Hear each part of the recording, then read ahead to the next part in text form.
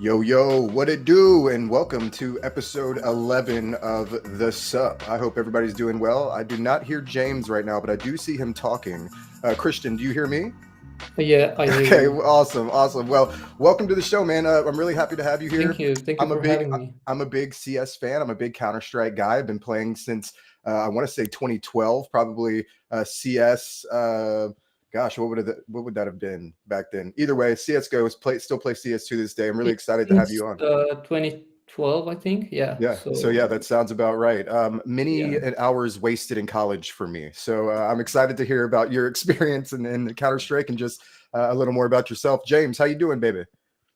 Yeah, what's up, people? Sorry about that microphone issues today, but what's up, man? What's up? What's up? I'm glad we got it figured out. We ended last Yeah, week how man. this week started. Yeah. Fortunately, Sacrifice. very small technical issue this time. Last week we were scrambling, bro. What was happening? That was rough. That was rough.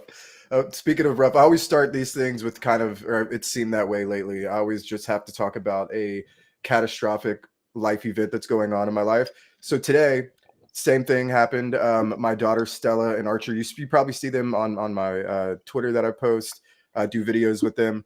But anyways, Archer had taken one of her toys this morning. She punched him in the mouth and chipped his front tooth all the way in half. And it's his adult tooth. He's Yikes. 6 years Oh, old. So we had to take him to, or my wife had to take him to the dentist this morning and see, basically plan to, excuse me, to get it fixed. So Oh, yeah, rough.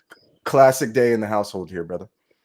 I don't want to one up you, bro, but my daughter had two of her adult teeth extracted last week, and Oh she's only my 2 years god. old, bro. It Oh was, no. yeah, man. Did she So damage the nerves or something? no, she's just turns out she wasn't brushing well, you know? So Okay. you kind of Okay. once they get to 6 years old, you're like, hallelujah, you can brush your own teeth now. And then you don't follow up, and 2.5 years go by, and the dentist is like, this is the worst thing I've ever seen. Yeah, that's funny, man. So Well, awesome. it was rough. Send my well wishes to you and your daughter and your family, man. That's rough. And to you, at least that wasn't an Yeah, emergency, man. Rough, yeah. dude. No. I hope everything All is right. alright. Yeah, Yeah. thanks, man. Yeah, thanks, dude. Just a bit of Counter Strike will get her right back on track, I'm sure. So, guys, let's start off with what's going on in the ecosystem real quick. Whole bunch of news coming out. Of course, Josh's interview on the Super Dap Builders series, which is on the Super Dap Builders playlist on YouTube. You can check it out. It is on X as well. That interview with Josh announcing and running through everything about how Supra is revolutionizing DeFi. Check it out. You can see it on YouTube, see it on X, wherever you like to get your content, and some real alpha. So seriously, go check it out if you haven't already. Yeah, and more kind of just in the news type of information. If you missed this up 2 weeks ago, we had on OpenBlocks AI CEO Braden on the show. He was great, and that's where we first announced that we acquired Blockpour, which has been rebranded to OpenBlocks. So that news has gone public now. If you want to read a little bit more about it, I know a few press releases has gone out. We did post one about from the Defiant on our Twitter feed this morning, and there's also a few demo videos. So be sure to check those out for sure. Yeah, and then more news from Josh. You would have seen on his X this week. He has announced tentative plans and timelines for what's coming up on our L1. Of course, it is subject to change, but these are targets that the dev team have put out there. April 9th, automation will go live on public testnet. And if all goes well, we're hoping for 45 days later that will go live on mainnet. So April 9th, and then 45 days after that, which will be around about late May, you will see automation live on Supra's L1, part of our vertical integration. Supernova L1 to L1 cross-chain communication also going to be on the public-facing testnet very soon as well. April 26th, this is a big one for all you Solidity devs. EVM on public DevNet, which is the staging network, and that's going to be right before moving things to testnet. And we're going to allow EVM devs to begin working on the stack. So if you are an EVM dev, you know Solidity, then please get in touch with our biz dev team, and you'll have access to our DevNet. And that means that our DevNet will have MoveVM and EVM and automation all rolled into one. And pretty much this is the first L1 to natively support MoveVM and EVM together. So timelines obviously might shift, but the team are working as hard as they can to meet those dates. Yeah, I mean, if you're here, you're early. We're still a baby little ecosystem, but man, we are building every day, and we have so much exciting stuff coming. But all right, enough for the Good news for us as well, because we migrated from EVM to MoveVM, and now we are going back to to EVM once you guys deploy it, once you guys have it live. So yeah, this is pretty good news for us. I develop smart contracts in Solidity as well, so that's pretty good news. Yeah. nice. Yeah, that's Wow, super man. interesting. Talk about agile, right? It's like, okay, you guys have deployed with MoveVM first, so Yeah. we're going to be deploying in Yeah. MoveVM. Oh, you have EVM coming. We're going to shift back to Solidity and EVM. So That's it. serious Yeah. agility, man. Yeah, Impressive. Yeah. yeah, that's incredible. But all right, that's enough for ecosystem news this week. Although that we have so much going on to easily keep talking about this, but let's get into this week's sup, and we're gonna have another gaming discussion, which right up my alley. Like I kind of mentioned early on, and even in the last weeks, I talk about how I still am a FPS gamer. I play as much as I can, hard to with 2 young kids, but I digress. We're here with the founder of SkinFi, Christian. Welcome, brother. Tell us a little bit about your history, your passion, where your passion for Counter-Strike started, and how you got into Web3 as a whole. Yeah, so basically my background is in computer science. Actually, I see the thing as a Venn diagram, if you like. So I've been around gaming all my life. We are millennials. We kind of grew up with this, right? So starting with CS 1.6, it's pretty popular in Europe, and we kind of grew up with it. And then learning to program, and also being in crypto early since 17, and then starting to kind of investing in and trading since 19. We kind of we were like a group of friends, and we came together buying Ethereum before the bull run, and then we started thinking, let's do our own project, and it was quite late for a 2021 bull run. But then we kind of stick with it, and we kind of try to actually build some value rather than just trying to go to market without doing our homework, basically.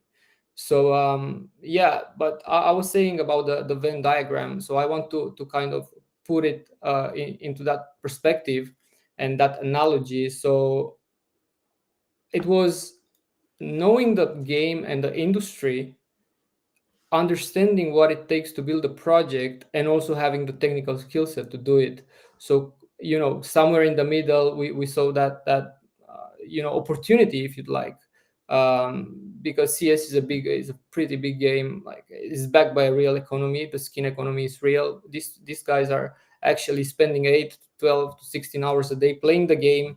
They are spending money in game, which is like it's a social proof for them to, because if you spend like you're waking like 10 to 12 hours a day in the game, then you want to kind of show off there, and instead of buying a pair of Jordans or whatever, you just buy these skins, which are now pretty expensive, and the market is worth 5 billion only for CS alone.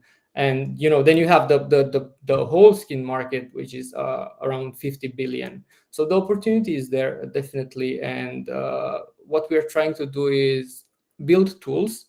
So the marketplace that we have now, the swap, and the lending as well, which is kind of the first lending solution in this market.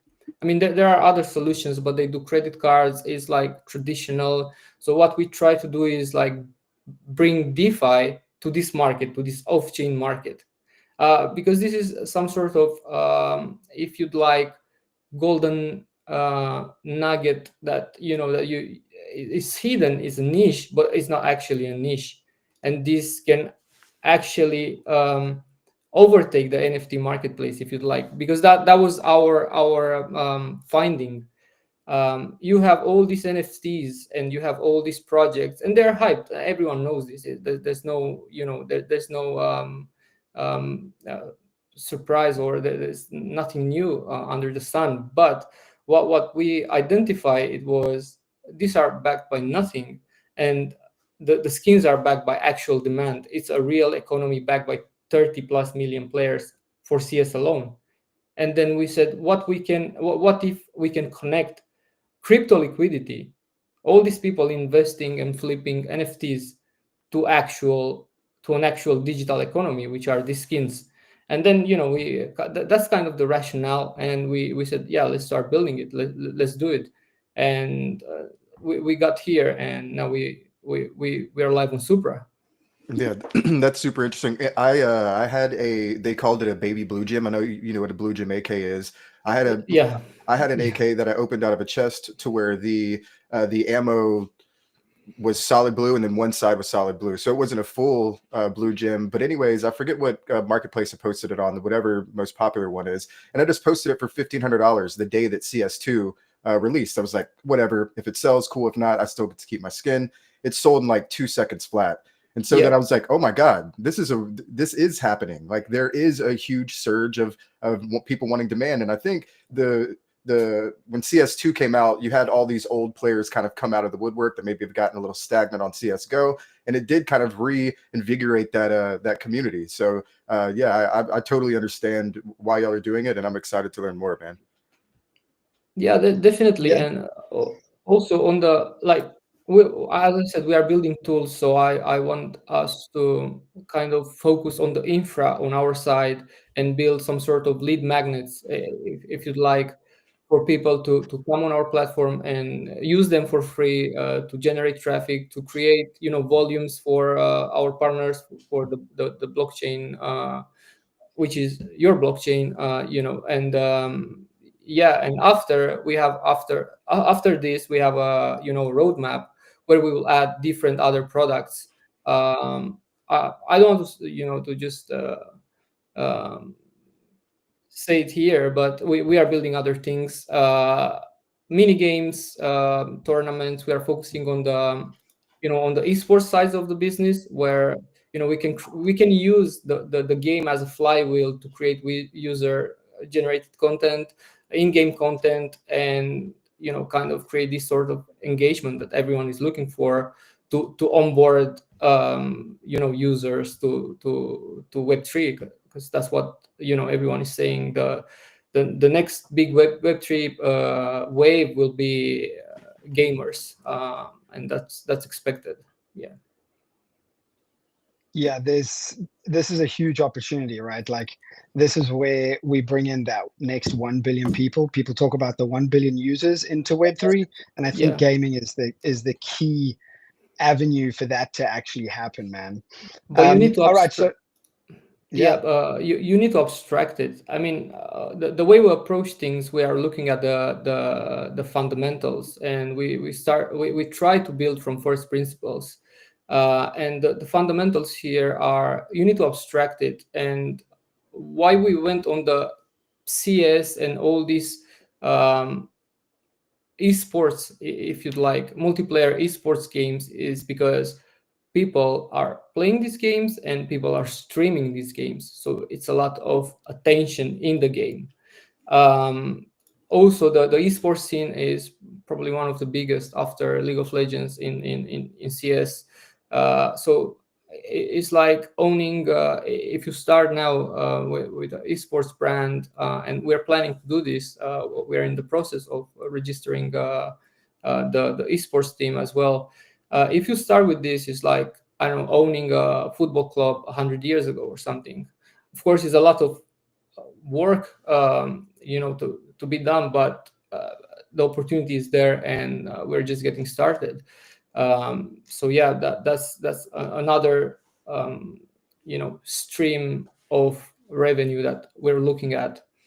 And I was saying about the fundamentals, in this market. Attention basically is what sells. So with this brand and with the marketplace, and with other things that we are putting together, we think that we have a good use case, and we have a good model to kind of grow and monetize on. All right, so Christian, I actually want to get your perspective on the gaming environment right now. We'll touch on Web3 gaming and a bit of traditional Web2 gaming as well. Yeah. So just some news that came out this week. Jurassic World, obviously the big Jurassic Park franchise. Yeah. Sandbox have secured the franchise to have Jurassic World in their metaverse. They've teamed up with Universal Products and Experiences and Amblin Entertainment, and they're bringing Jurassic Park into their franchise. And they're going to launch it in Alpha Season 5 this year. I'm curious about what you make of the metaverse. Is it still viable, especially for on-chain gaming? I mean, a couple of years ago, it was the big thing, with Decentraland and everyone talking about the opportunity of the metaverse and Web3, but it sort of died down. That hype has died down over the last few years. Is the metaverse still viable for on-chain gaming? I mean, I believe so, but if you're looking from our perspective, why we, and I said this before, but just to reply to your question, I don't really, because the only way to monetize this is somehow play to earn and in-game assets as well. Yeah. Which it'll be NFTs, will be easier to trade, it'll be easier to kind of track, because these skins are off chain. But if you have Web3 native games, then it'll be on chain. And why we didn't go that route is it's pretty difficult to compete with established game developers. If you'd like CS is built by Steam, by Valve. Yep. You have Activision, you have EA, you have all these giants. And what we've seen in the previous bull run in 21, it was that lots of projects they tried to monetize on this trend on play to earn, and they failed because there's so much you can do. You can try to raise money from the community. You can try to run a game dev studio, which most of them were just startups. And you can't really, at the end of the day, it's the user experience and the gameplay that you put in front of the gamer, of the player, right? Because the player is your user. Is using your game, is using your engine, is using your the story that you put behind the game and all these things. So I'm not sure if that will be successful in what we've seen before. And it certainly needs a spin-off. It certainly needs some innovation. But definitely Sandbox have the resources to do it. But you need to take it from the fundamentals, from build it as an actual game dev studio with the user experience, with the gameplay in mind, and then try to sell these other things, in-game cases, in-game assets, cases, NFTs, whatever might be. I mean, we're looking now at the GTA, at Grand Theft Auto 6 is coming. They announced this end of this year, and if they will add their own coin token that will create a in-game economy, it will be massive. Because the thing that matters the most is, okay, I spend my time in this game, but if I can exit some financial benefit from the system, then I have the incentive to come back. And that's the thing with CS. Like, you can actually sell these skins for money, and you can actually and they appreciate over time. Like, historically, we can look at charts. There are tools that you can look at charts and see how they appreciate over time. And if you compare it with other digital assets, be it NFTs or other things, you will see that these skins have actual demand backed by the historical data, and NFTs, they are backed by hype. Most of them. I don't want to say any project in particular, but that's kind of the the norm for all of them, or most of them, if you'd like. Yeah. Yeah, for sure. And I think you kind of hit the nail on the head, right? When we're talking about Web3 gaming and you're talking about traditional gamers, it's like it's really hard to onboard a traditional let's say I only play FPS games. I play Valorant, I play Apex, Yeah, I play that's it. CS:GO.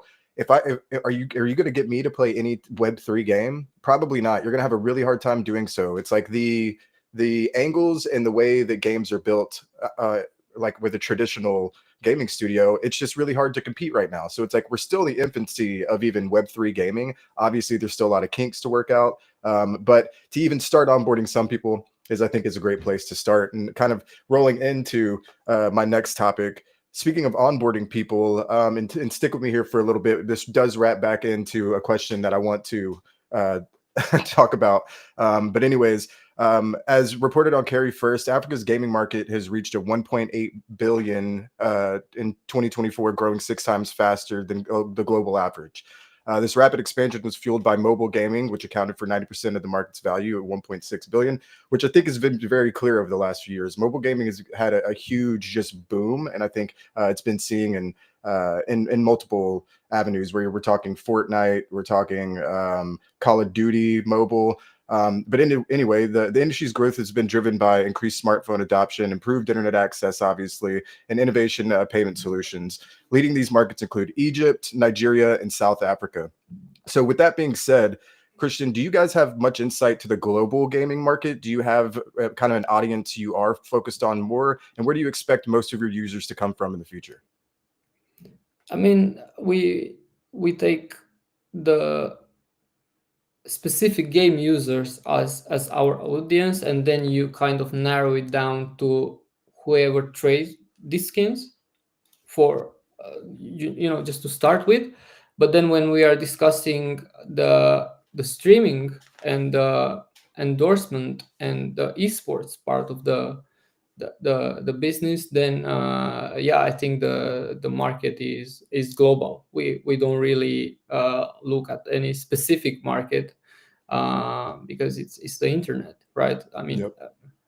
there's no border. The only natural border is the Earth itself. So now with Starlink and with all these new developments, we'll probably see An even bigger increase, I think. yeah, exactly. Like we'll probably see access even in the most remote locations. Yeah, exactly. Yeah.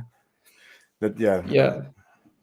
Yeah, I love that. Like that's what attracted me to Web3 right at the beginning, is how it turns the global economy into something that's accessible for everyone, no matter where you are. And I think that's key here. Like I love your vision. It doesn't matter where people are.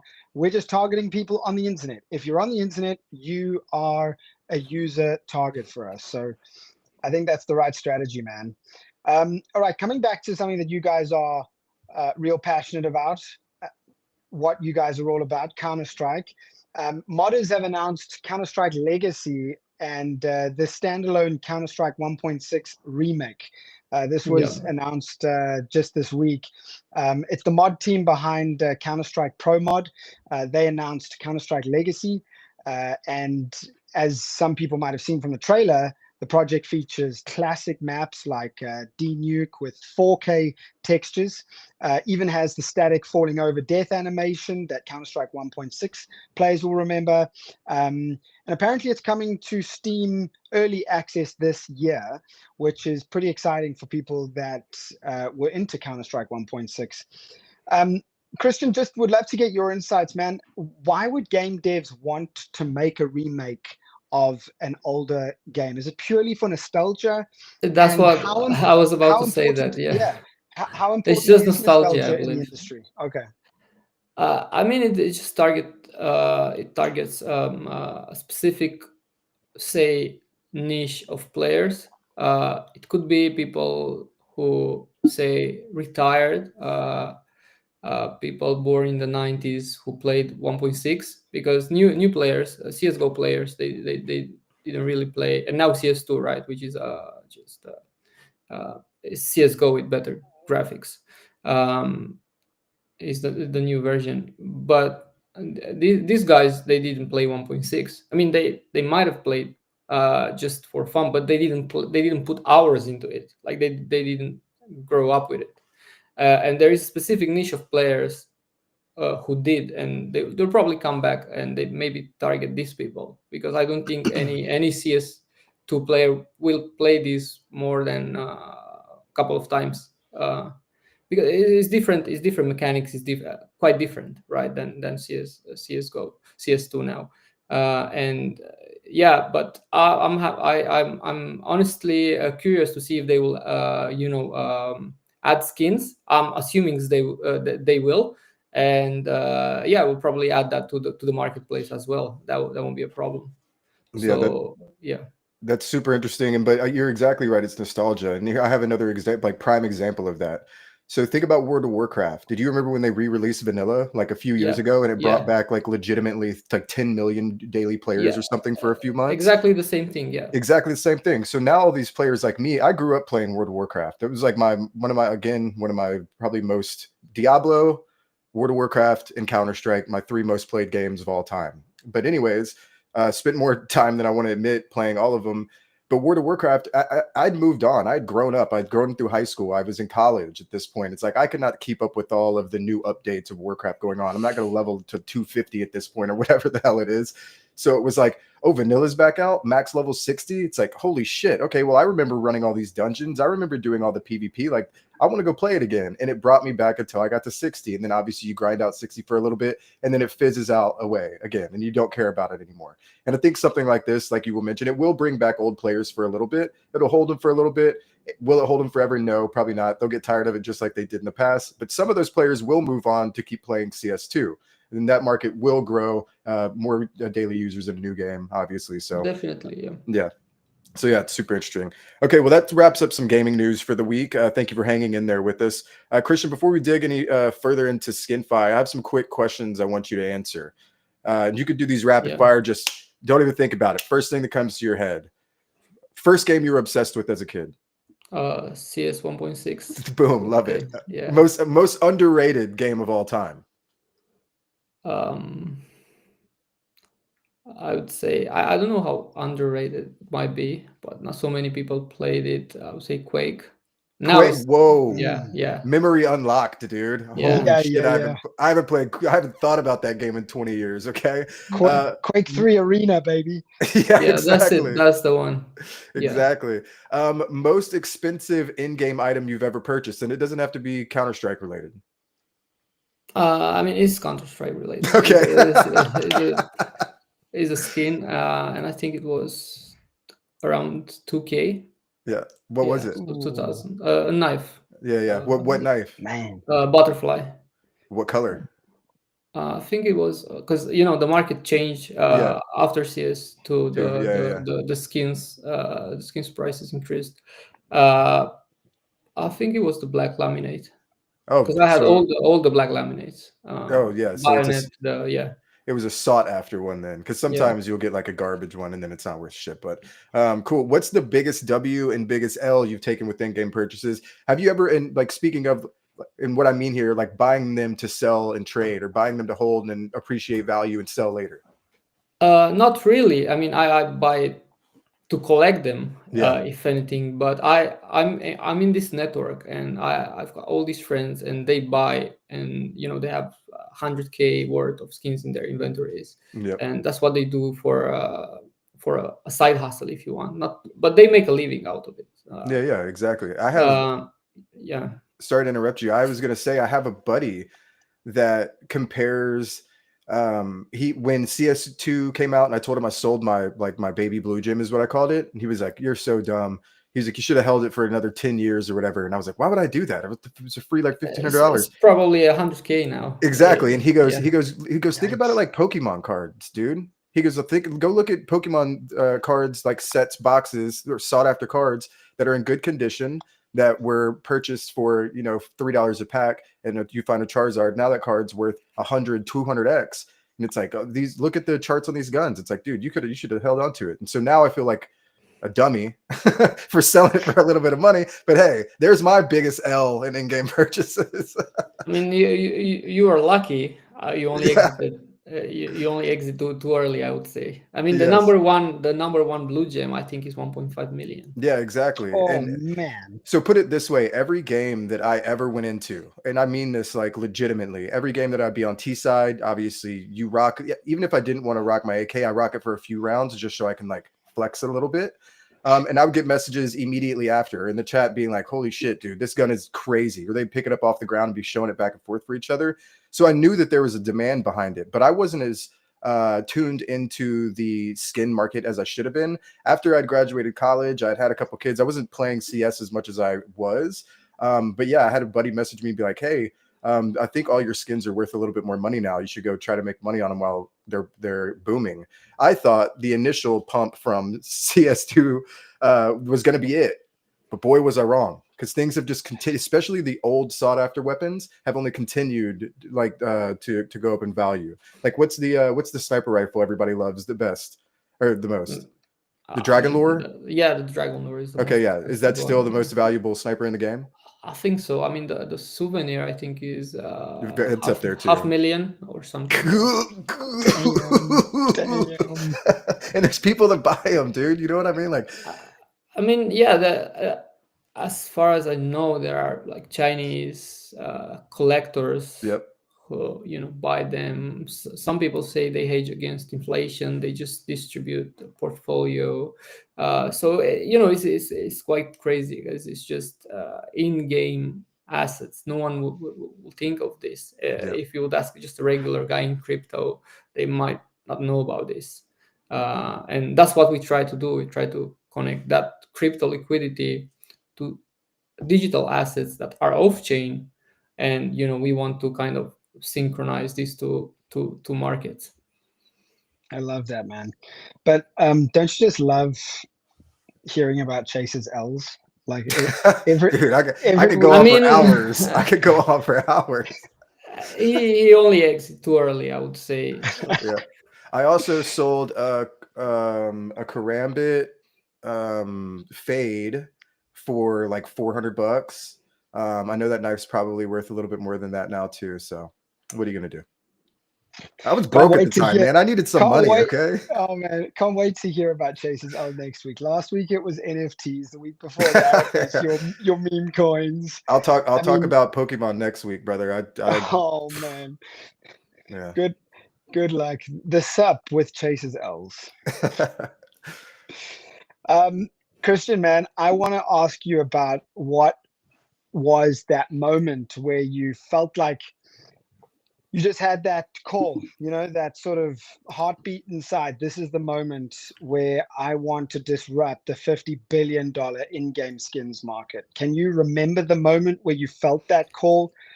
What was it like? When was it? What caused that sort of idea and vision to arise? I mean, I will just refer back to what I said about the kind of converging the Venn diagram, where you kind of assess what you have in front of you.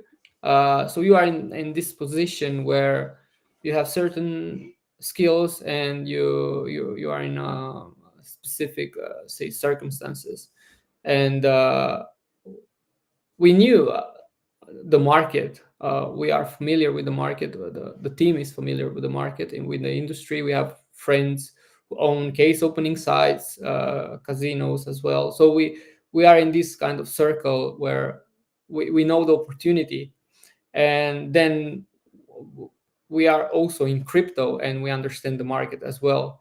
So when you kind of put them together, you get this. You get like a community-based infra that you can later add a token and add all these crypto verticals to it, and you want to disrupt the market with it, basically. I won't use disrupt the market, because the market is kind of fragmented. There's no monopoly in the game, right? Yep.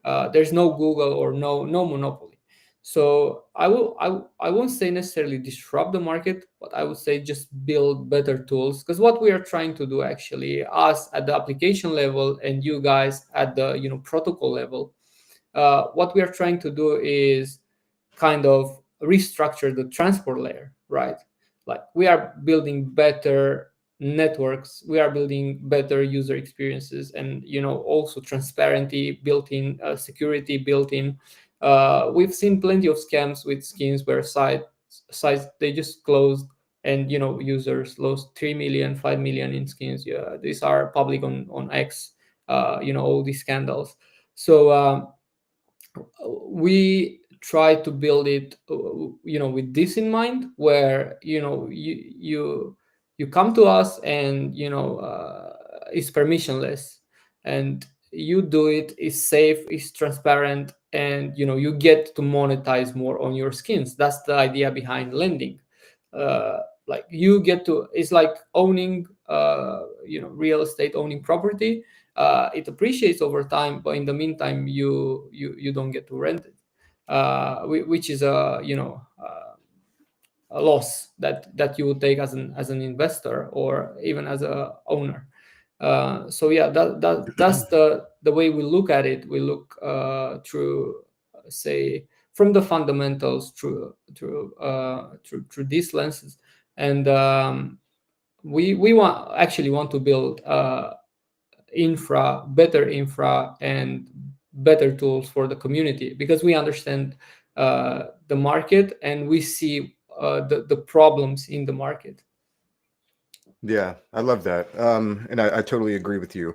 And we've talked a lot about the who, what, wins, and whys, but now I think would be the best point in the show that we get a demo from you. Would you be able to kind of Yeah, walk us 100%. through the SkinFi platform? Maybe show us some of your Yes. favorite features, any other alpha you might have for Yeah, me? baby. Let's go. Let's go. Yeah, because I love for somebody that has never played Counter-Strike and maybe doesn't understand the aspect of having an inventory or opening these crates at the end of games. So I'll give you a little rundown. At the end of each game, you have if you win, I don't know if it's changed, but if you win, you have the opportunity to get a crate or just a random item skin. These crates you can open with keys that you buy with in-game purchases. They're $1.50 each. Have they gone up, or are they still $1.50? I think they're it I'm depends. I'm speaking in US. Of the case. Yeah. So anyways, you buy these keys to open these cases, and they have a chance to have super rare items or just very common items. So yeah, essentially there's platforms where you can go and sell and trade these items for real currency. And in this case, crypto. Yeah, I'm trying to share my screen, but this restream won't let me. I think I will just disconnect and try to sort it out. Sure. No worries, man. Take your time. For sure. And actually, while we're doing that, I'm going to look up my hours on on Counter-Strike? CSGO. Yeah. All Oh, right. here we So go. Here we go. CSGO, my total play time, and this is on my newest account, How many 2,596 accounts do you have? hours. Well, I've had Oh, multiple. dude.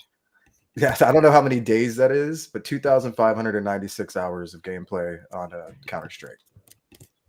Damn. But my college account is gone. I don't know when this one started. Let's see. Profile. This one would have been. This one's 10 years old. So 2015. So I had one that I played in college for 3 full years with probably the same amount of hours. Damn. What's your rank right now, 2,900. Christian? I'm not playing. No, he just doesn't. He does. You don't want to tell me that you're global. Yeah.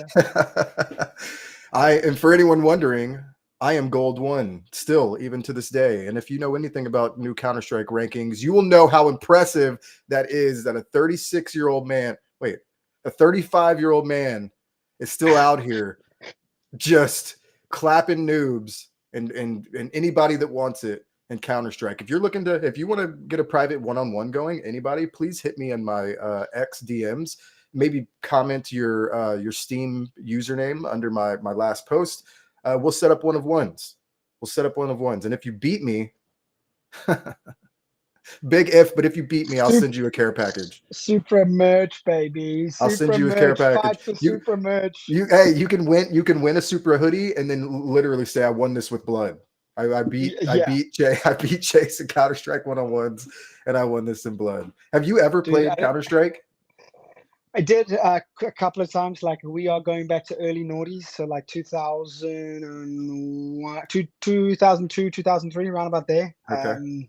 Back when Far Cry had just come out, so it was like, but that was literally when I fell off the bus, bro. Like, we had these internet cafes where everyone would hang out, and all, we'd have these LANs and stuff like that, and I'd play, and I'd always come last, and I was like, nah, man, sports where I'm at, man. FIFA and Gran Turismo, that's where it is for me, dude. Like, I'm so bad at FPS. Meanwhile, my son is like Fortnite genius, like you can't believe. Yeah, my I have a 6-year-old son. His name is Archer. We play Fortnite together. It's one of the, like, he's too young for playing Counter-Strike or Call of Duty, right? It's like, so I want him to play something that's a little more child friendly. They got fun skins. Like, I think the skin right now he's using is like a Dragon Ball Z skin or whatever, but we'll play lobbies and he'll get like 10 kills. And I'm like, this is crazy that the new generation is already locked in. But I do want to just say publicly that I get like 30 to 40 kills in these same lobbies. So do you know what it is? And this is a gamer dad hack. So you let your child have his own account, and he gets in his own lobbies to where the algorithm ranks you based on your previous gameplay, how many kills you get in a game, how good your accuracy is, how long you last the game, so on and so forth. So he's in lobbies that are very low tier. He's 6 years old, right? Playing with other 6-year-old probably. So when I'm in there, damn near 40-year-old out here just playing with, kids that I should not be in lobbies with, it makes me feel like a fucking giant, dude. It's incredible. Yeah, maybe I should play with your son and not mine. Yeah, no, he would wipe you, dude. He'd cook you. Don't even get this cart started. Christian, Yeah, guys, I'm back. Hey, what's up, brother? Right. Are you still having trouble? No, I'm not. Let's go. We're back, baby.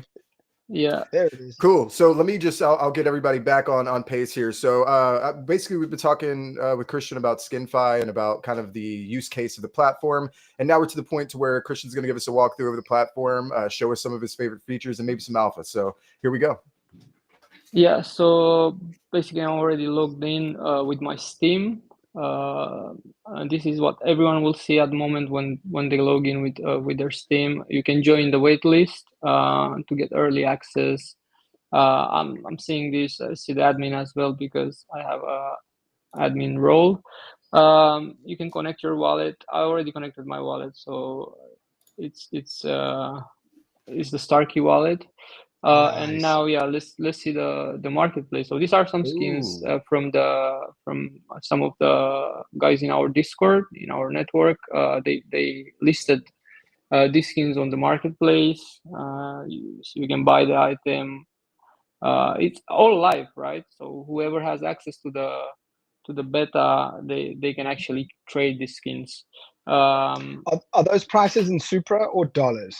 No, it's USDC. It's the DEX USDC currently on your mainnet. Okay, man, those are expensive. Yeah. Those are expensive items, man. I mean, this one is 150. It's extra price. Yeah, it's priced way above market. Yeah, it's above market, but basically, and you can also do. So let me show you my inventory. And also this is the lending. That's smart. Yeah, buy and borrow. This is the lending side of the marketplace. Then you have the rent per week. Have you ever borrowed items, Chase? No, I haven't. I haven't gotten that degen. I didn't even know this was a possibility. I hate that Christian's actually showing me this. I'm about to leverage for some Counter-Strike skins after this. This is wild, man. Yeah, I mean, I'm just there's curious. no solution at the moment. There's actually a platform doing this, but they are doing it with credit cards. People don't return the skins, but we apply Yeah. DeFi to this basically. So you have Really collateral, you smart, have a man. Really smart. duration, rent per week, and then you can generate some income from your skins. This is awesome. And I'm just curious where you source the assets from. At the moment, are these people within your community that have put these items up for sale? Yeah. I mean, we don't source them because we don't do bot trading. We are not a marketplace that sell our skins. It is like a peer-to-peer permissionless marketplace where you just sign in with Steam, list your skin, and whoever in the marketplace wants to buy it, Okay. they will buy it. So Purely yeah, peer to peer. I love that's it. it. Yeah. Let me in the beta so I can list all my skins, pal. Okay, I want to list all my remaining. You should. I don't know when you signed in, but you should have access. I signed in Try to, yesterday. I'll try again, but I did not. yeah. But yeah, I'll list a bunch of stuff just to see how it works. Because I still have a bunch of my older We can do skins. that. We can do that after on your own live stream. We can do that. You can share your screen. You should have access, and if you Yeah. don't have, we will grant you access. Yeah. Think about this, and Napoon, who is the one running our social account right now, he was saying, "Oh, look, golden coil. That was the first crate I ever opened. A factory new golden coil.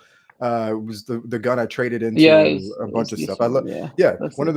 of the most classic guns in CS:GO, in my opinion. But Napoon said someone could rent to play with a specific rare gun that maybe, let's say you rent a blue gem for $1,000 a week, but you're using your Twitch handle Blue Gem AK. By that alone, you're going to get traffic coming to your stream. I mean, what is like you said? I think on Dude. Twitch you probably have Counter-Strike or CS2 probably has the second or third most live viewers daily Yeah. for games. So think about that. You just have this new guy making a little bit of money, but he's also making the guy money who's renting him the skin. It's like the full circle moment. I could see how it could happen, and that's super interesting. That is genius, man. Like you can literally the ability to rent in-game It's a cool assets idea. it's a game changer. It's a It's cool an idea. Oh, absolute game changer. and sorry, that was from Hoyt. Sorry, That was Hoyt. Hoyt. Yeah. Once again, Hoyt gets discredited for someone being called the wrong name here. We Man, apologize, that's so Hoyt. Big love, brother. Big love. this is incredible, man. Yeah, so what would you say is like one of your favorite features of the platform right now? And if you want to give me a little alpha, what's your favorite upcoming feature that you can tell me? I know you can't give me all the nuts and the bolts, but what can you tell me? I mean, we plan to add also peer-to-peer games where you do like skin battles. You add similar value skins, and then Ooh, we're gonna yeah. use VRF, to or you can do, so say you have this skin, for instance, 7K, and someone adds this skin, and then you get proportionally to the value of the pool, you get chances to win. And we just leave it free for all, peer to peer, and we just charge a fee for the mini games we provide. We're just infra providers at the end of the day. We don't want to get into the casino side of the industry, and yeah, we don't want to do bot trading. I've seen there are plenty of other platforms trading and operating in the market, and they are doing bot trading. So basically it's arbitrage on skins. You just buy it for less and sell it for more, but you have to basically keep the skins on your Steam accounts, automated Steam accounts, which are these bots basically. That's awesome, man. And first, I do want to say the UI and UX of this is very clean and simple, and I love we it. work a lot on the UI. That's for sure. I appreciate you saying that. No, and so I'm a big UI guy. I come from I worked at Nike, and I worked in a very simple. I worked for the lifestyle brand, so simplicity and easy to work is like something I just immediately fall in love with. But I do want to ask. So when you click on the search bar, do you have, is it like a filtered option to where you can search Yeah. for AK, Yeah, you get yeah. blue? Is it just a completely dynamic function search Yeah, bar? that's it. Yeah. Love that. There you go. Absolutely love it. What if I don't know what I'm Boom. searching for though? Like, let's say I am kind of new to skins. So then you get all the M4A1S. Yeah, this is, yeah. Basically, you can search, and then we will add more filters, but we have the price range here, the other filters, discount, newest, lowest, and this is, by the way, if you list one now, it's gonna go live immediately because we are using WebSocket, so it's I love that. gonna update instantly. Yeah, so Show us light mode, brother. What does the UI look like in light mode? Basically, this is live. This is live. Okay. no, This- light mode. Light. Dark versus light. light. Okay, I thought you said Ah! Boom, Flashbang, blinded. dude. That's a Blinded. flashbang. That's an IRL flashbang. But it's still cool. Ah, there we go, Yeah. baby. And this is my inventory. Let's say I want to sell this. Dude, those gloves are dope. Yeah. Let's say 10%, or I can do it at a discount, right? And then I want to do a private listing, because before on for EVMs we had this feature called swap, where you can just join a room with a friend or whoever, and then basically you trade with them live. But that can't really scale. It's fun, don't get me wrong, but you need a marketplace. You need to list it, and you know Yeah. it's there, and people see it, and you trade async basically, right? So we created this private listing feature where even if you discuss with someone off market, offline, and you say, okay, let's go through this system because it's safe and it's secure, and the contract will either release to the buyer or the seller, so there's no third party involved, then it's safe and it's transparent, and that's what we want to sell. Then you do a private listing, and you get the link.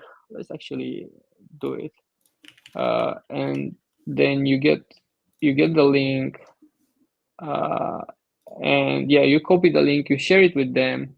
It's not going to be in the marketplace. I just need to remove it and then add it publicly, and then you share it with them, and they will see it through the link, and they're the only one who can buy it based on the agreement, the offline agreement that you have with the other party, with a friend or whoever might be. For sure. And I think there's similar things set up for NFTs too, right? To where you have a private listing for somebody. Yeah. They can Yeah, go, I mean, the NFT does not show listed for anybody else, but once that user's wallet clicks on it, it opens up and the purchase is there for you to confirm. Yeah. Fair enough. Yeah, that's super interesting. And by the way, I saw your inventory. The red laminate AK is maybe one of the most underrated guns in the game. The black laminate also, the blue laminate also. All three laminates of that gun are super dope. I think the gray laminate is all right too. But yeah, AK is my favorite gun in the game. Oh, wait, hold on. I just have to ask you this. When you do play, what's your one tap? What's your one tap special? What's the gun you're going to? AK. Got to, baby. That's what I'm talking about. Everybody says M4. Come meet me, huh? Come say something. But yeah, also love the M4A1S. Come meet this 3,000-hour gamer right over here. Yeah, that's it. Yeah, we will do some live stream on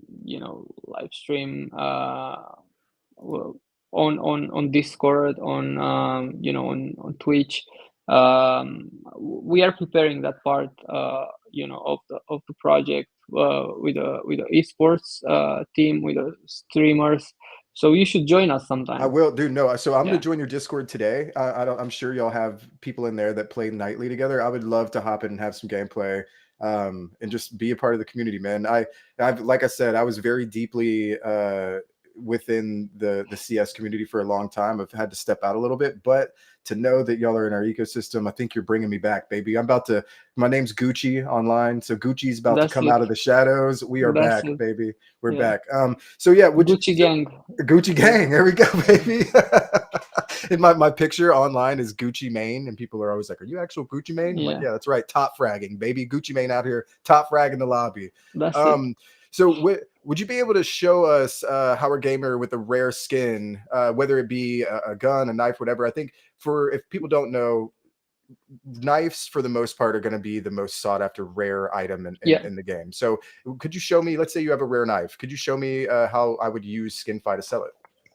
So yeah, basically you just list it or lend it, sell it or lend it, and either way. And you do it, you don't do a private listing, you just do it publicly. This is the average price that we take from the market, and this is a good example because this skin is really rare, and this is the average price based on the market, but this is rare. Are only I think 8 or 9 minted in the whole game. This is a gold gem, what they call a gold gem. And this is maybe 1.2, 1.5, so 1,500, I would say. So let's say I want to do this. Yeah, so I sell it for this. So it's an increase from the average field tested case hardened stiletto knife, but this is a specific pattern. So right, exactly. Yeah, you can list it, and then it should be in the marketplace. There you go. Yeah, that's super interesting. And so if people don't understand what he means by it's a certain pattern, or I've talked about certain wares, every gun can be a certain pattern, or some of these guns that have pattern based artworks have certain patterns on them, but they also have wares. So you can get anything from damaged, factory used. It's here, right? It's factory new, and this is the wear basically. Right, exactly. And so there's so many different variables that go into CS skins that when you do get a very rare one, or let's say you get a very good pattern on one of your guns, like for instance, like on a rainbow knife, to where like the full rainbow is shown, it's like these things are super sought after, and people will go and look at like decimal points of the rating of that gun, and that's how it's so in depth that I don't think most people understand. So I like to give a little bit more context here because it's just super. Certainly, yeah. It's crazy to me. I mean, it is supply and demand, and if it's really rare, you will find someone willing to buy it eventually. Yeah, absolutely. So if you want to buy an item, you just come here and buy. It's that simple, and then you need to have a DEX USDC in your wallet, and then you'll just pay the price and the gas fee in Supra. That's incredible. And so, and I do want to just reiterate, so the percentages that are next to the prices on those guns, that's showing that is 150% higher than the market average of that item. Yes. Awesome. And you're pulling that data from APIs. Okay, cool, sweet. Yeah. I didn't know if it was coming from just one certain marketplace. There are two services. Sweet. So that's super interesting to me, because now you're combining Web 2 and Web 3, and you're not trying. Nobody is able to pull the wool over somebody's face, for lack of better term. It's like they think they might be getting a good deal in Web 3 or on SkinFi, but it's like, well, not really, because it's still a 240% markup. But if I'm a whale that just happens to have a lot of Supra or crypto in general, it doesn't matter to me. But I love the fact that y'all even thought about adding a real life connection to these items in game. I mean, this is pretty standard. I would say that it is not something new that we added, and we we focus on the transparency, so that even if it wasn't standard, we would have added. But it's pretty standard on other marketplaces as well. Yeah, so, I guess I just meant from Web 3, right? It's like, you see it in Web 2. Because if you come from Web 3, you won't know this. Exactly. You wouldn't know. Yeah. Somebody could just fleece you saying like, oh no, a Bowie knife is worth, or a Bowie knife is worth $10K. And you're like, all right, well, here's $10K. It's like, well, you could have bought that for $1,500 on the regular marketplace or whatever. But they would have never known that, but y'all being able to prove and show the actual prices, like these are cheaper than you could buy on the Steam marketplace. You know what I mean? Or go and buy on these marketplaces online. So that's really interesting. A great thought for UI and UX again. Thank you. Appreciate it. Also, you guys, with the lending possibilities here, that's basically creating an opportunity for passive income. right? Like you've spent 3,000 hours in CS:GO, like some people, and you now have all these assets. You could literally just list these assets for borrowing and generate passive income. Is that something that you guys foresee growing here? Do you think that could be bigger than just the standard marketplace? Because I mean, the way we see it and the way we, go ahead, please. Sorry.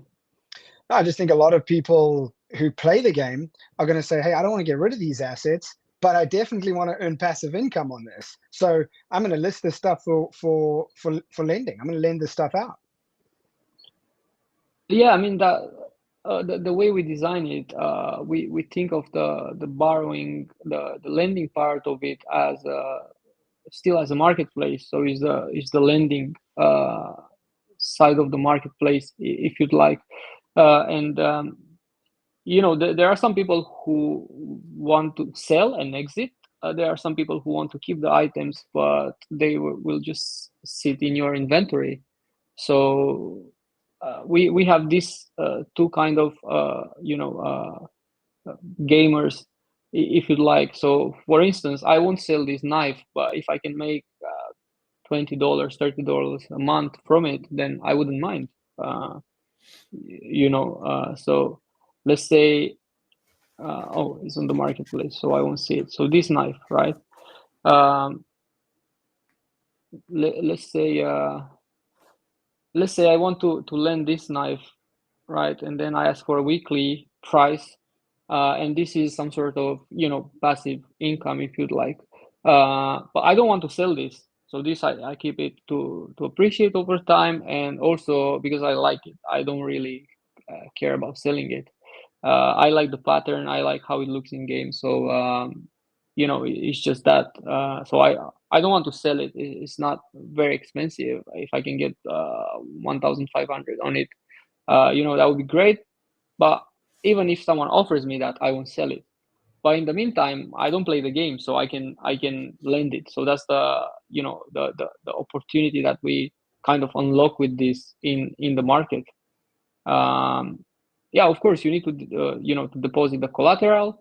Sometimes it's free, so you can set it up as the lender. You can set it as you like. You can put it $1,000. You can put it whatever might be 10 times the value of the skin based on your personal valuation, and the market will decide. You can set the conditions of the loan yourself. This is not preset. Yeah, 100%. Yeah.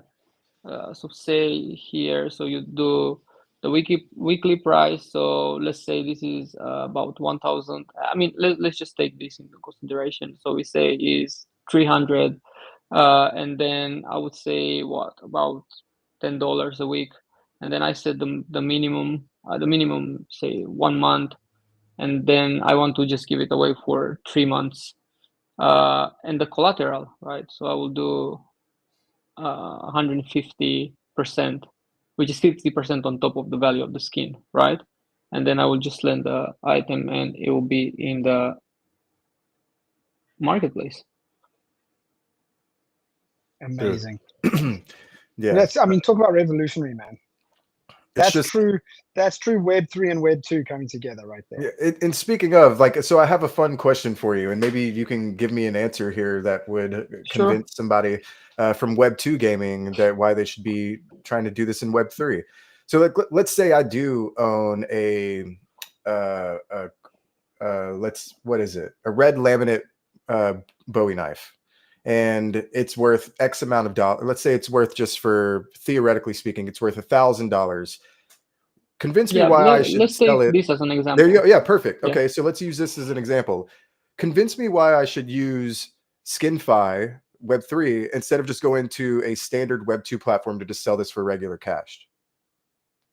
I mean, you can definitely do that on a different platform. The only thing is that the money that you deposit or that you get from the other party, everything is custodial. So the money goes to the platform first, and then you withdraw it. Whereas with this, goes into your wallet from the contract. So we I'm don't. sold. Say Yeah. no more. Say no more. I'm sold. But it really is like that simple, right? It's like, Yeah. hey, we what do you like? What is the benefit? You get your money immediately, and nobody else is touching it. It's like you're selling this into.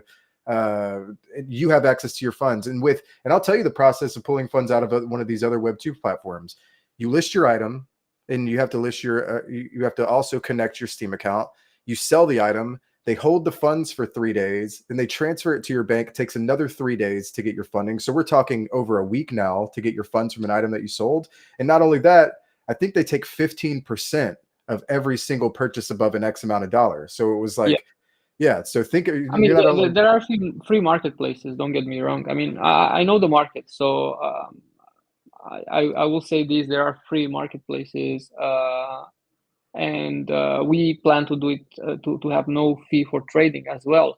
So we start from that. We start from the basically the bottom, from the best solution in the market, and we add other tools, which is say the lending marketplace. So there's no solution for this, and for this we will charge a fee from the rent. We are still thinking what that fee should be, but for now it's just 10%. So say for this one, you get $9, we get $1 weekly from only one skin, which I think is fair. Absolutely. Yeah, and then we will add the mini game. So what we want to do eventually with this marketplace is to kind of give it away for free, no fees. Just a lead magnet, and then we monetize on other products.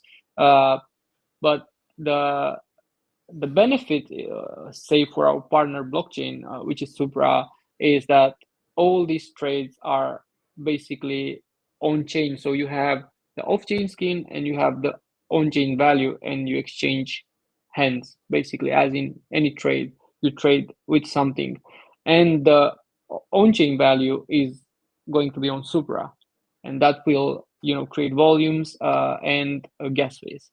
So transactions, each skin trade, each skin lending, it will create a transaction basically. Yeah, I love that. So I mean, right now your revenue stream is purely off the lending marketplace. Is that right? Yes. Yeah. Okay. And then you'll add extra features to monetize even further. Yes. I mean, we can also add say fee for trading, but since there are other places in the market where you can do it for free, I think we shouldn't do it. Don't get me wrong. There are platforms that do bot trading and all these other things, but we don't want to get into that. We just want to stay true to building infra, and that's it. And let the people use it, and then have other products. So if that's if there are better solutions in terms of fees, then we'll stick to that. We'll do the marketplace for free, and eventually probably the lending marketplace based on the usage and the usage of the other tools and products. We'll probably remove the fees for the lending as well. Yeah, that's awesome, man. So I don't want to nerd out too long on skins, because I could sit here and talk to you about it for hours. But how did you first come to learn about Supra, and what made you want to build on and with Supra? I mean, yeah. So I was just scrolling through Twitter at the time, I think, and saw a post from Joshua. I was looking for a solution for a decentralized Oracle solution at the time, and Chainlink didn't have this developed. There was no solution in the market to get basically any API in a decentralized manner. So I was looking for that, and we tried to build it from scratch, basically, to be, you know, completely decentralized, no third party, no nothing. And then I approached him, I DM him, and basically I said, we are building this. I want to learn more about, you know, your Oracle network at the time, like maybe 18 months ago or something like this. Yep. And he said, yeah, he's happy to support us, and we just, you know, hop on a call. And since then, you know, you became our partners, and I've been in contact with Vinny and other guys from your team. And yeah, we kind of look at your tech, and we've been convinced that we should migrate. So yeah, that was basically the story with us and Supra. That's awesome, man. That's Shout awesome. out Vinny. Vinny doesn't get any love on the show. Shout out to Vinny. Yeah, true. Yeah, Yo, Vinny, what it do, Vinny's the Vinny? man.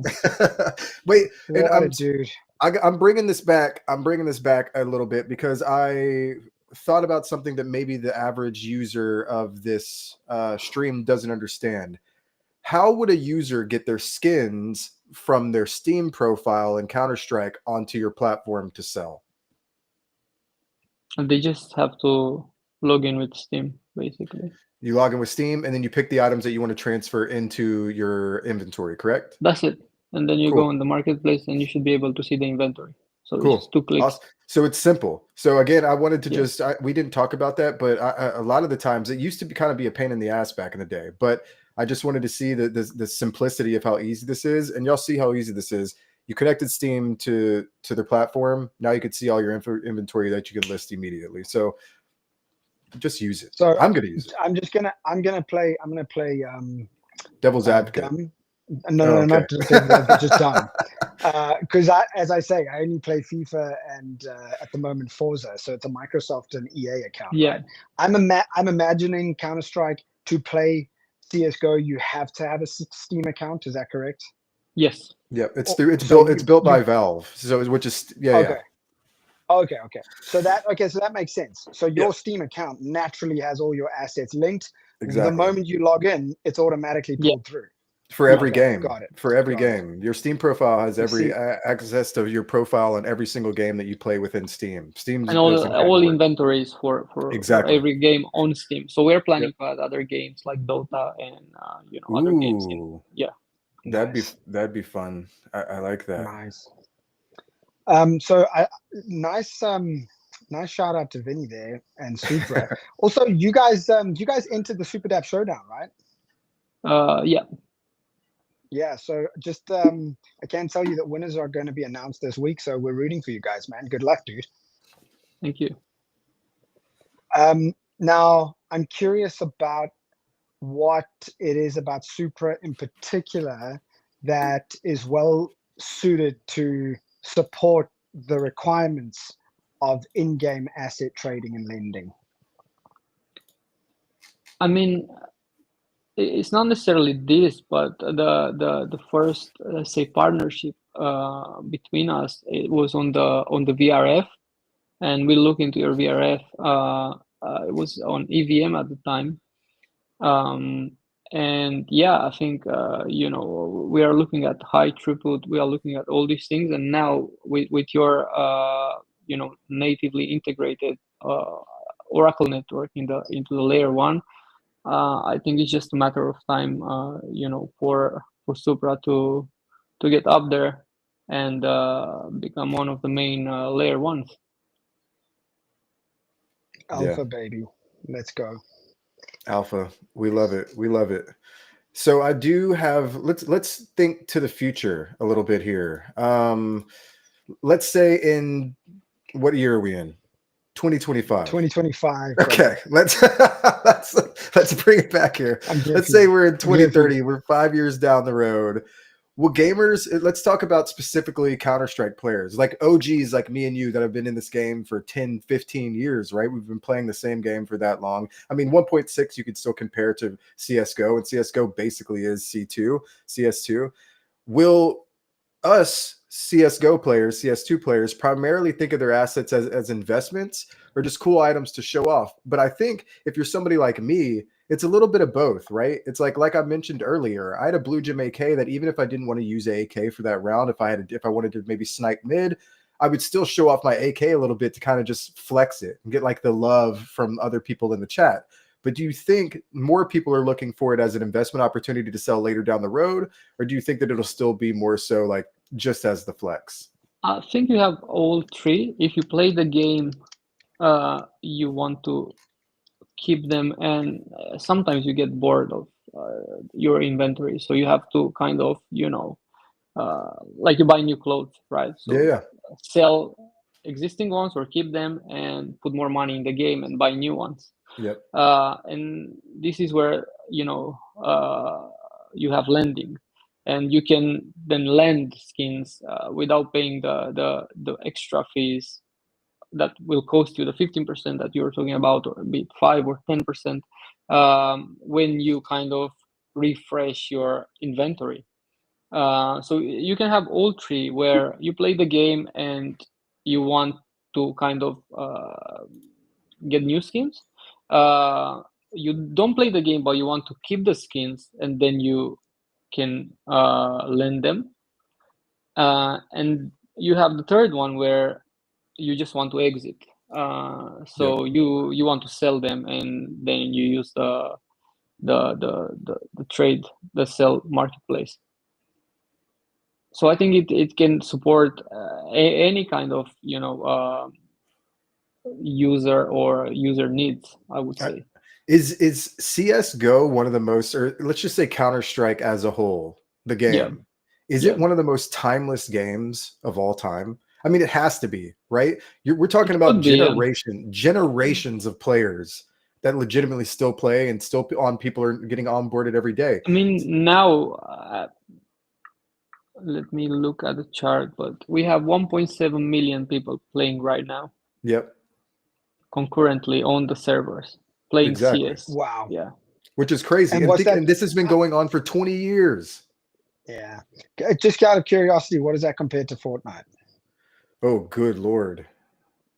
I mean, I don't know it's actually, let me Fortnite numbers, but we're not really looking at the Fortnite from our side. No, sure. I'm just curious, just to give an idea of scale. Oh, okay. Here we go. Active players online on Fortnite, the biggest game in the world, 1.2 million. So CS:GO, the most competitive FPS game in the world, and I'll say that and stand on my shield, the most competitive FPS game in the world has more daily players than Fortnite itself.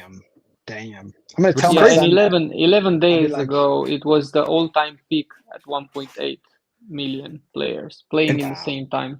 At the same time, that's on server plays. Yeah, concurrently on the servers. Yeah. We're not talking about all day. We're talking about that live players, 1.8 million. Think about that daily.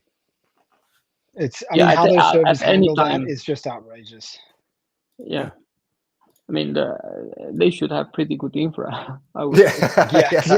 Clearly, the best, literally the best in the world. They're making money, so I wouldn't be surprised. Yeah, that's true. Imagine all these skins, like they were in a box locked behind $1 to $2. Yep. So there are millions of skins, so they probably made tons of money. Yeah, I mean, think about it. Think about it. How many? Okay, I'll tell you, and I know this for a fact. And the reason I know this for a fact is because I had to go back and look. Watch out. When I was in college, my sophomore year of college, all I did was play CS:GO. Like, legitimately was the only thing to take my mind off of school, stress, or whatever. Well, I had a small scholarship. I've spent over $10,000 in cases in CS:GO. So if anybody, like, I mean, and this is nothing. I'm like on probably the lower scale of people that have as many hours as me, probably have spent 10x the amount of money I've spent. But when we're talking about real money being invested into Counter-Strike, it happens daily. And you see streams, you see it with like Twitch streamers, they open like cases for 2 hours. Well, think about Shroud. How much do you think Shroud's inventory is worth? I'm not sure, but we can look it up. Yeah, exactly. Right. Like, so Shroud's an OG Counter-Strike player who probably has one of the most valuable wallets in the world. I would assume probably close to $1 million, but it's like, people don't understand there's not only whales that are buying these skins to invest. It's like you have these huge esports players or these huge streamers, and streamers as well, that have exactly. a shitload of money that want to flex online. And what is being able to have the cool skins do? You're able to flex them. You're playing in front of thousands of people a day. You want to look good. What's the old saying? Look good, feel good, baby. Look good, play good, baby. Yeah. It's like that's the mindset behind it. So what do? I want the good knife. I want the good gloves. I want the good skin for every gun that I use. Even the guns that like I don't have to use on a daily basis. I'm a Desert Eagle guy. I'm that guy you hate to meet in the first round. But I would buy the most expensive Desert Eagle skin just to flex it for 2 rounds. You know what I mean? Round 1, 2, get my 2 kills, move in. And it's that simple. Yeah. Apologies if you guys can see any flashes behind me. Lightning. Why would you apologize? It's beautiful, dude. That would be some lightning. So Let if I me see struck it by as well. lightning live on stream, that would make for some interesting video. Let's go. Yeah, I did see it. It was live. I saw it. Christian, I'm curious, man, what you think about the. So you know, we just spoke about the studios, the game devs, and the infrastructure behind hosting so many players. I'm curious what you think about major game studios think about this kind of in-game asset ownership. Do you think that the big game studios will embrace it, or they would fight against player ownership? I think that's the thing that's behind the CS success, because before the skins, like if you look at this chart that I just mentioned with concurrent players on servers, you will see that this boomed after they introduced the skins, and this is just a social currency, if you'd like, but this game is social because it's multiplayer. So yeah, that's I would say that's the key factor that kept CS Go and now CS2 in top 3 games for so long. So I think other studios are making a mistake not doing this. Like we are looking at Epic Games, you can't really exit the skins. We are looking at Fortnite, FIFA, say EA. Yeah, if you they would let you trade, even if it's not an NFT, but you should be able to own the skin that you paid money for. Yes. Right. So then you want to exit that. If that appreciate over time, it's like the studio is investing in the community, and I think that's what Valve got right. They look at it and they, of course it's in their DB, right? It's not something that you own per se in your wallet, but it's still, you can trade it and you can exit from it, which is pretty cool, I would say. Yeah, absolutely. And the reason for that is like they thought so far ahead. And I did touch this on a little bit earlier, but it's like skin rarities are such a huge part of the marketplace, right? It's like one gun can have 8 different wares, and then it could have 100 different patterns. Like legitimately, that's how like unique these skins are. And you're hoping to get, so let me think about a pattern for gun skins as like the frame of my camera right here. Okay, well, every gun will have a different wrap of a certain point of the skin as a whole. So the market only wants you to have your gun with the skin from this corner because it's solid blue, or it has more rainbow effect on it there.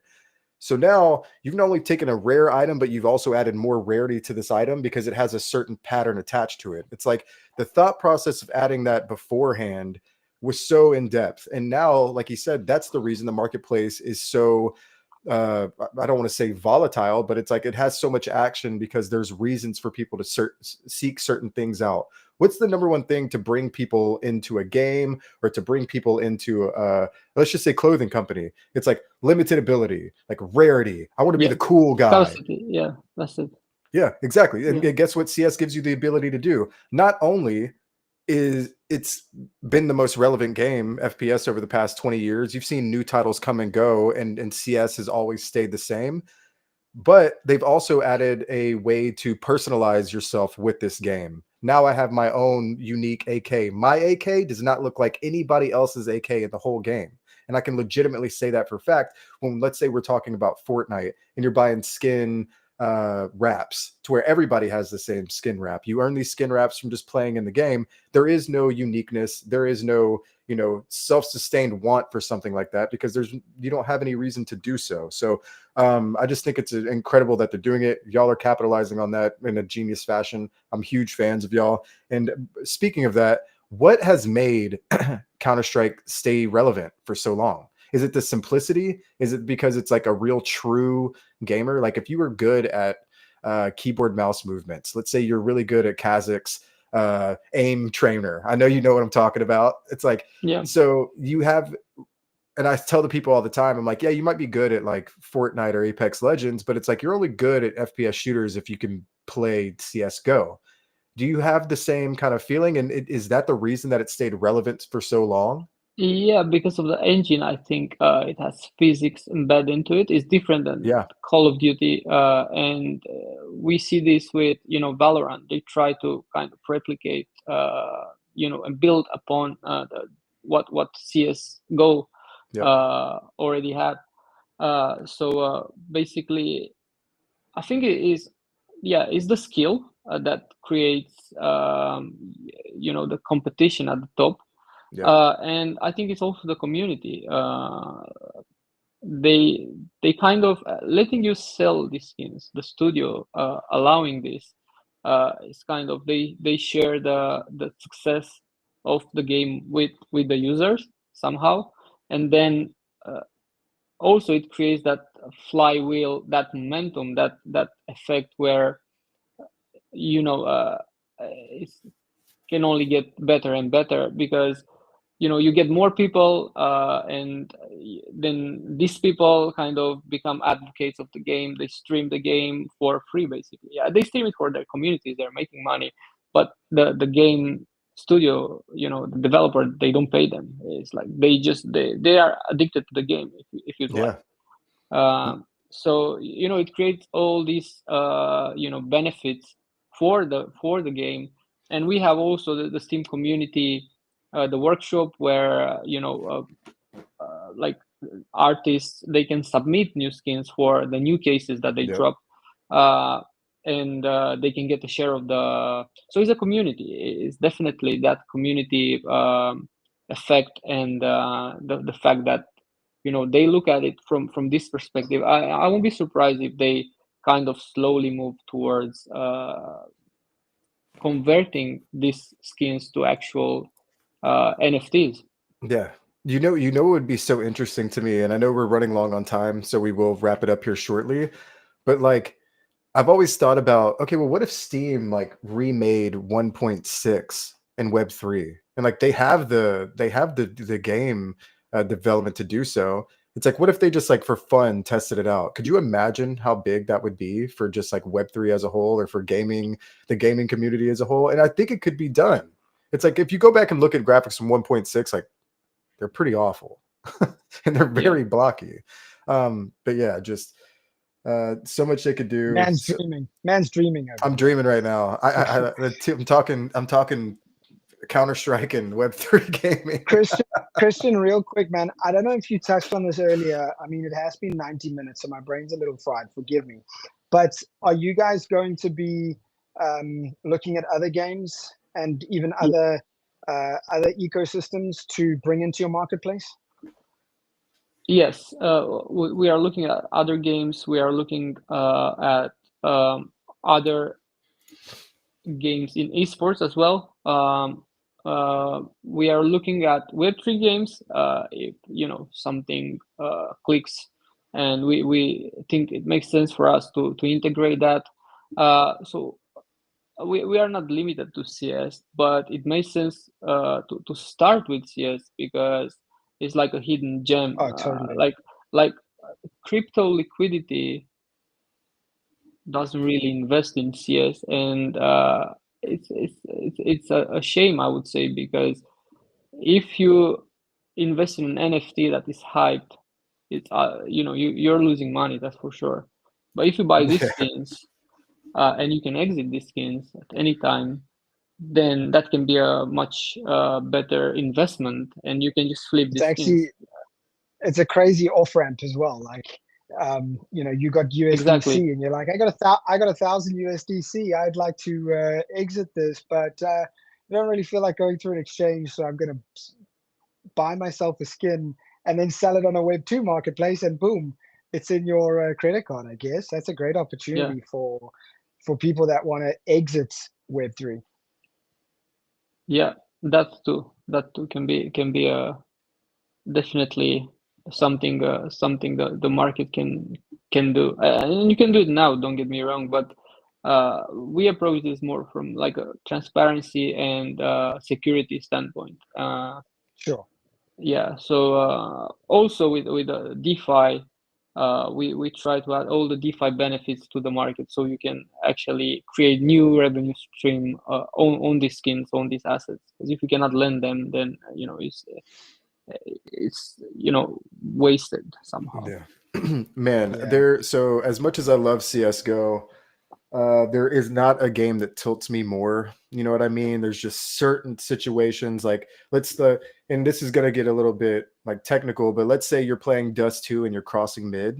It's like, is there any more irritating thing, or like peeking long to where it's like one shot headshots, your whole round's done. It happens 6 rounds in a row. I'm breaking my keyboard. I'm throwing my mouse out of the window. This whole setup is no longer something I want to be a part of. So as much as I Me love the playing game, Counter-Strike, basically.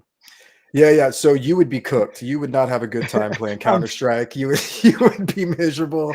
Dead, But Probably you'll have the best time because he's not really invested in the the game. So exactly. It would probably Yeah, be funny that's for also him. true. Yeah, it would be funny for Yeah. you because you would just be learning the whole time. But yeah, man, I love Counter-Strike. Hopefully, Christian, let's play in the future, brother. I would love to play a few rounds with you, and I would love to play with the community as well. So don't be surprised if you see me in there bantering and asking people for one-on-ones. Bring the smoke, my friends. we'll do. Christian, man, it's been a pleasure, dude. Thank you so much for Likewise. making the time. I know how busy you are, dude, and getting you on was just a real coup for us. Any final comments to the audience? I mean, we will just have the platform open to everyone next week. There won't be any. So we are closing the beta this week, and yeah, just follow us on X, and we'll keep you posted. That's right. And any final words Come for on, me? baby. I'm going to say I'm going to be listing all of my garbage skins for 300x the floor. If you want to support me in my endeavor of buying my dream skin, go buy my overpriced skins. Okay. And this is not financial advice, it's more personal advice. And I You can really share your appreciate your screen. help. You can share your the link of your listing on stream if you want. Oh, If you're dude, streaming. fuck that, man. Don't tell me that's that. something that's something you didn't show us. Is you can share your listing. That's genius. That is so smart, man. That's Especially, genius, dude. let's say I'm playing and I have this incredible, let's say I'm streaming. I have this incredible skin like the blue gin I'm talking about, and I'm promoting it. I have a bunch of viewers and people are asking me about it. It's like, hey, it's listed for 5K. Yeah. If you're feeling that's it. froggy, Share go it jump. right there. Yeah. Yeah, exactly. What a That's genius crazy. concept. Christian, are you on X yourself? Yeah. Are you happy to share with us what that profile is, or do you or prefer, just send everybody to do you prefer, SkinFi. or do you No, prefer it'll to be stay? better. I mean, I can share it, but I think it'll be better to follow the project rather than Yeah. myself. Okay. Yeah. Go check it out. Love it. SkinFi _. Simple as that. SkinFi _ everyone. Dudes, this has been so great. I tell you what, I'm gonna get my son out of Fortnite and into Counter-Strike. Like, leave bro, that kid is so good at Fortnite. Like, get off, dude, and get onto something that can earn you money, buddy. Like, come on, man. That's right. So yeah, this has been great. Next week, everyone, SkinFi is live next week on Supra. So people asking what's happening on Supra. Well, hello, welcome to the world, my friends. All right, Chase, that's it, man. Yep. I loved it, man. Christian, looking forward to working with Thank you for having me. in your Discord. Let's connect on a little bit of a level after this. I would love to learn more about your community, how I can get involved, and how I can play some games with y'all. Man, I'm excited. I'm a big Counter-Strike fan. It's been a pleasure talking to you this morning. So thank you so much for taking the time, brother. Cheers. Thank you, bro. Bye. Awesome. Episode 11. We out, baby. The sup. We out, baby. Peace.